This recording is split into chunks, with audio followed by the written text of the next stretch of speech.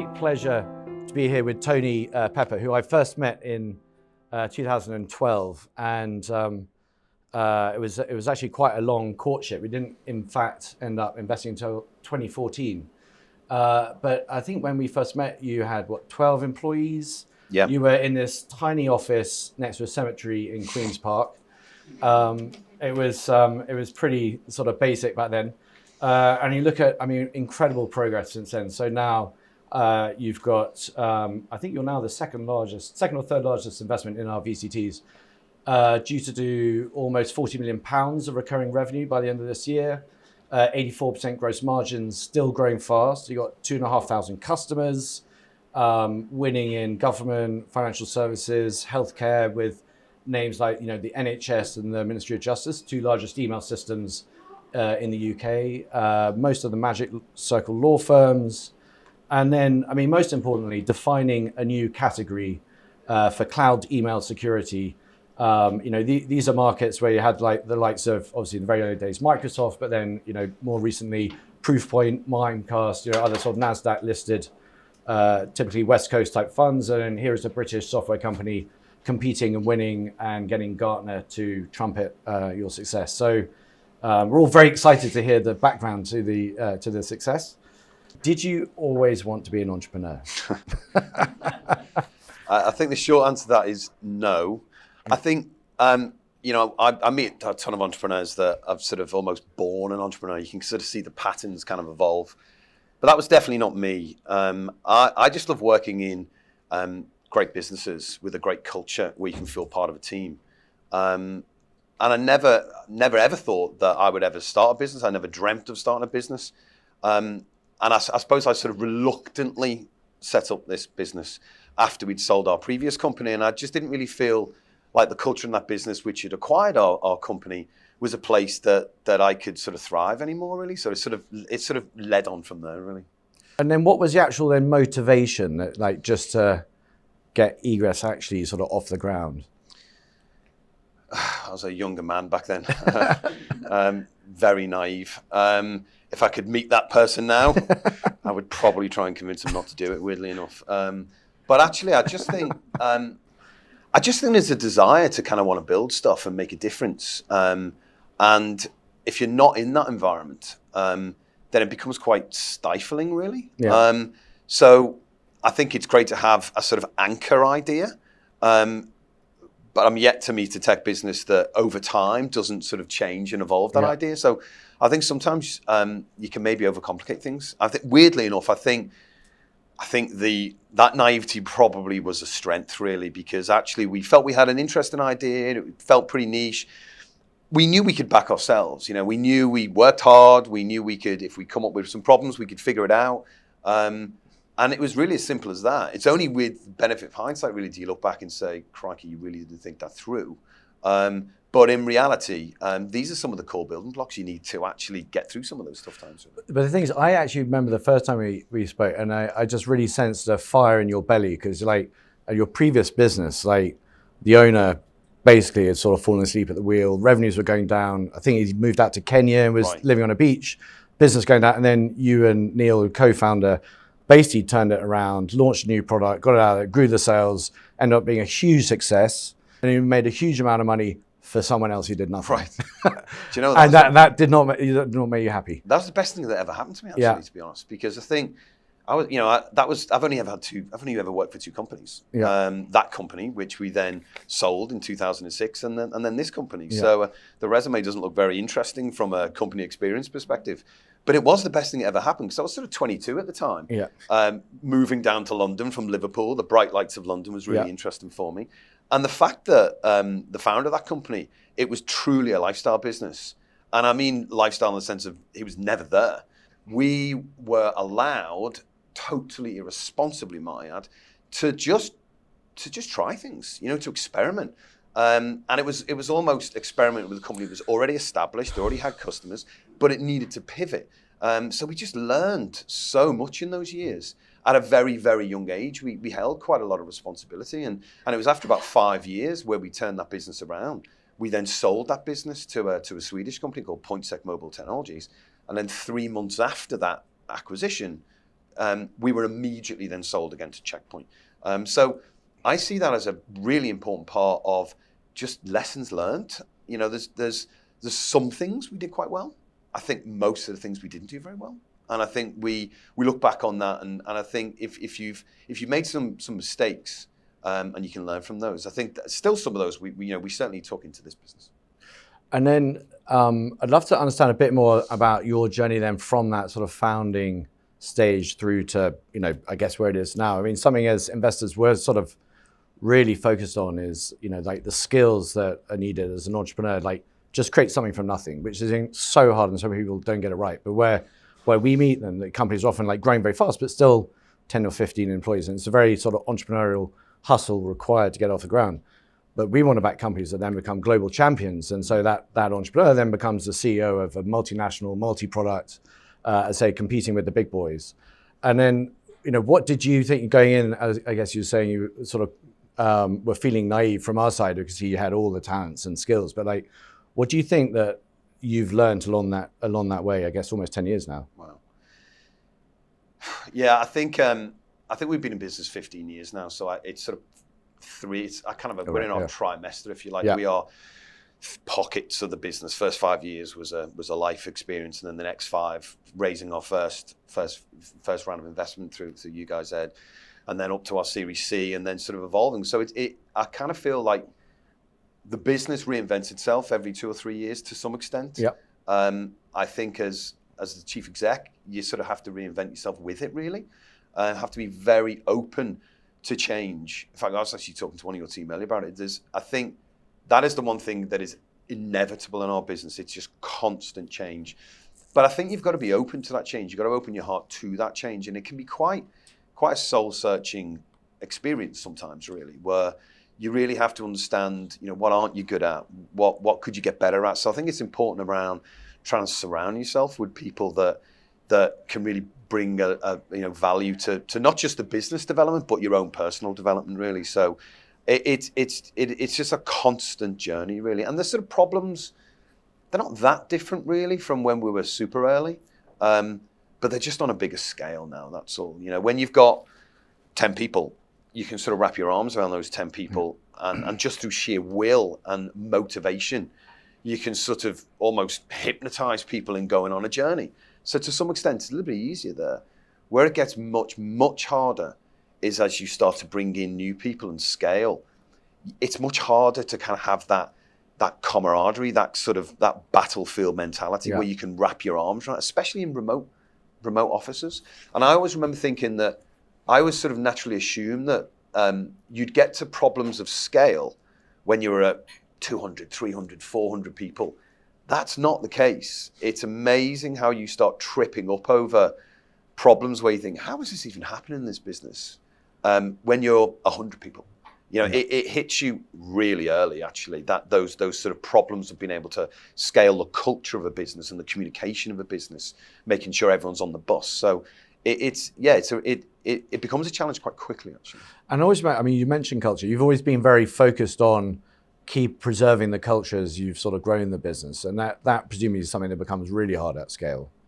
Yeah, really hard. And you realize that the primary role you carry, actually, when you get to a certain size, you stop being the guy doing all the big deals, or the guy answering the phones, answering any technical questions, and you really become the culture carrier, I guess. Yeah. Making sure everyone understands the mission, is motivated by that, understand what their part in that mission is, but just keeping everyone really motivated. And more importantly, making sure that from a talent acquisition perspective, you never lose sight at any point on that part of the process. I think that was probably one of the biggest mistakes we made really early on. We kind of thought when we were at sort of 50, 60, maybe 80 people, we brought in a really experienced, chief people officer, and thought maybe it's someone else's responsibility now to kind of bring in those people, and we'll kind of do other stuff. And every chief exec that I talked to in those early stage, that's the last thing you can ever do. And it feels like, well, you've got to be sort of on the business, not in the business, and that's just garbage. You have to be right. We're at 320 people now, and we're still doing all final interviews. maybe just talk about Egress, the business, a bit more now. So again, going back to the beginning, like maybe it's interesting to talk through. Like, did you have a special insight? Like, did you kind of go, right, there's this business for cloud email security, and we can see it, right on day one, or was it like a bit of luck, or like? A lot of luck, a lot of hard work, but actually, sort of on reflection, when we sort of look back at what we were taking to market in 2010, if you like, our core platform relied on customers being able to connect to the internet to be able to deliver policy controls. And I'm sure everyone in the audience thinking, that's really not a big deal. Of course, because the iPhone only came out in 2007. It was barely ubiquitous in the consumer setting in 2009. People weren't really, the phones were still used as phones as opposed to really an extension of your office, really. Actually, the infrastructure around connectivity and bandwidth was still sort of developing, really. But our premise was really relied on a cloud-first model. From an email security perspective, most, if not all, businesses were still on-premise. So they had server rooms with flashing lights in, and they had all of their kit on-premise, big server rooms with. Whereas actually, we came to market with it's a hosted cloud infrastructure. Before, as utterly ridiculous as this sounds, before cloud was a word people used in their vernacular. It's a hosted service as opposed to a cloud service. Yeah. It's amazing how fast the world has evolved really since 2010, the last 12 years. Now, the very idea of delivering services that aren't cloud first as part of a software as a service model, as part of a SaaS model, is absurd really. But in 2010, it really wasn't like that. Really.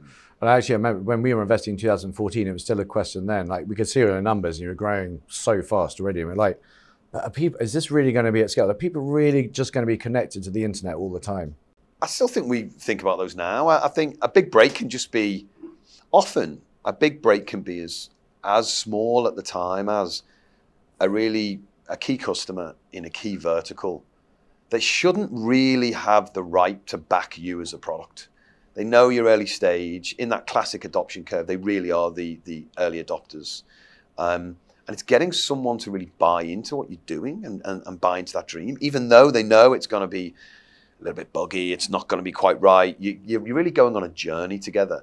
And even today, we still go through it now. When we're trying to break into a new vertical, even to this day, there are still key customers in that particular vertical who will be the first at that level of scale to really buy into kind of what you deliver. So we've had that a lot along the way, really. And then once you've won that client, you make a couple of mistakes along the way and they're willing to work with you.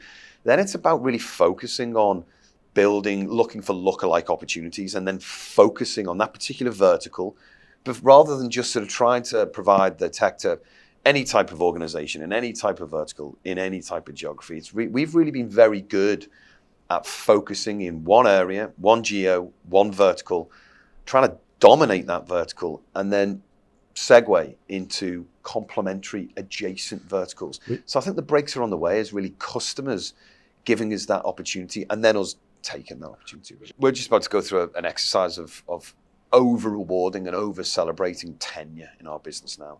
There's a lot of people in our business that have been here 15 years, 12 years, 10 years, which in a tech company is really unusual. Yeah. Because especially with the younger generation where you tend to be bouncing from one company to the next on your journey to setting up your first business, right? That's kind of the mode now, right?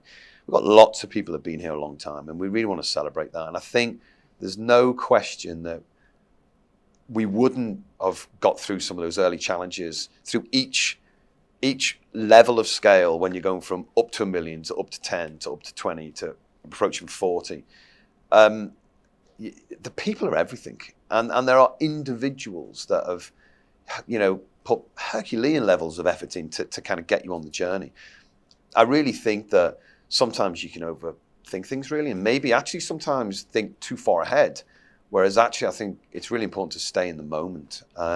Maybe be a little bit more short term, not so much in your strategic thinking, but how you execute. And it really is all about the right kind of people, the people with real hustle, really. And I think that's the challenge. One of the things I talk about a lot, again, with a lot of tech companies that are scaling is sometimes they'll build a team because they feel the playbook is, I'm going to hire this chief product officer, I'm going to hire this chief people officer. And They've just come from a company with 1,000 employees and they've been through on the journey, and yet we're at 10 employees.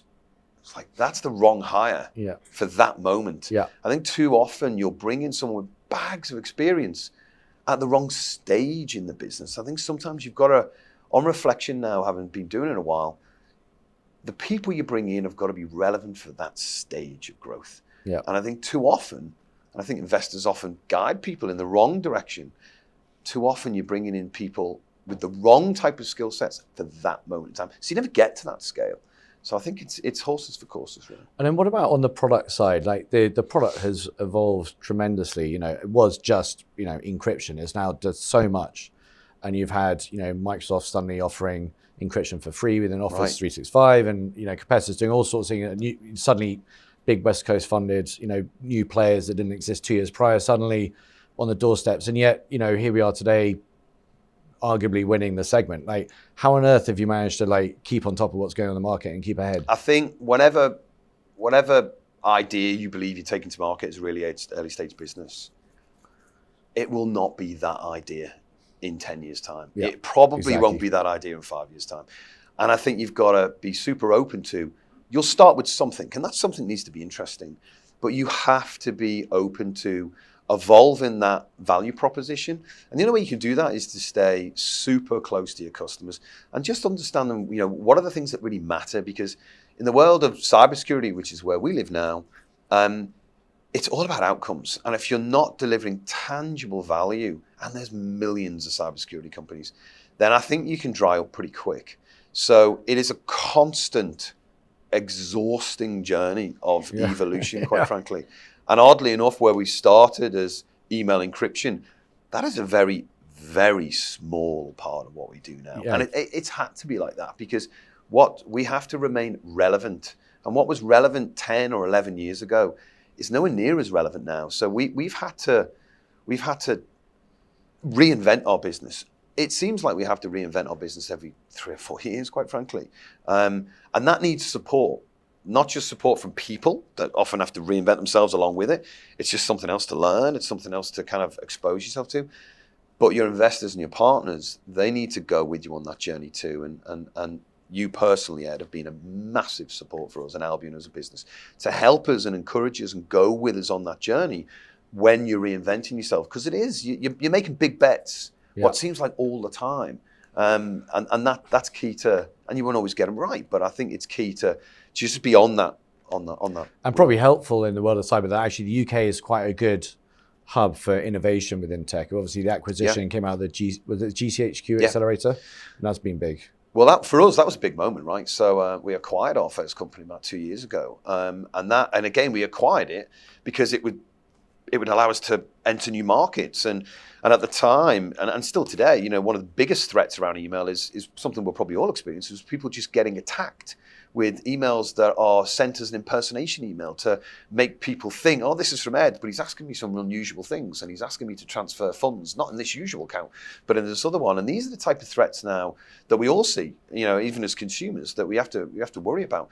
They are now the advanced threats that we need to protect our customers from. So, and rather than build it yourself, I think sometimes there's some amazing tech startups that just don't have, they're too niche, and they don't have the kind of collective firepower in that business to be able to, for that product to realize its potential, really. So yeah, 2 years ago, that was another big moment for us to make our first acquisition. And I think it'll probably go down in our history as probably one of the smartest things we've ever done, I think. What have been the key challenges along the way? Any moments you're like, oh my God, this is never going to work? That happens a lot. I know. Yeah. You've really got to zoom out in my world to see a nice upward trend, really. But in the moment, on a weekly basis and a monthly basis, it's just a highs and lows, right? But it comes down to people. It sounds simple, but ultimately, a tech business is its foundational roots of success is finding the right people that have got the right talent, and then wrapping the right kind of environment around them to realize that talent. And you as leaders being open to allowing them to realize their potential, because the best talent don't like to be stifled. They like to, you know, and often it can be of any age group. You have to take age and throw it away. You know, you can't think that because this person's maybe later in the career, they can't have the same value as someone that's 23, coming straight out of university. You got to look at everyone very equally. So I think talent acquisition and talent retention is absolutely critical. And that's the biggest challenge, because in technology, and in particular COVID brought so many challenges beyond the obvious ones you'd imagine, because it just opened up the talent warfare. And now some of our guys based out of Sheffield or Cheltenham, where usually they would be within that employment atmosphere of those around them. Now they were getting hired by West Coast tech companies that didn't care if they worked remote all the time. So, and yet while it opened our talent pool up to a wider audience, you were also, you sort of were under threat where you weren't expecting from. So I think attracting talent has become our number one objective. And that's things like Glassdoor, that's things like LinkedIn, that's all of the outward facing things that you publish to the world. That's great places to work. You've got to put a lot of time in. Actually, our talent acquisition team and our people performance team, their customers are employees, making sure that they're happy, making sure that they love the work-life balance and well-being, and huge amounts of time and effort and energy and cost actually on making the business the most amazing place to work. Because in this day and age, you can't just go and get a job with somebody else. How have you found your ability to transfer that culture to the US, where, I mean, now, you know, it's really beginning to, after a little while getting it right, it's really beginning to work, I think. Have you found you've had to adapt?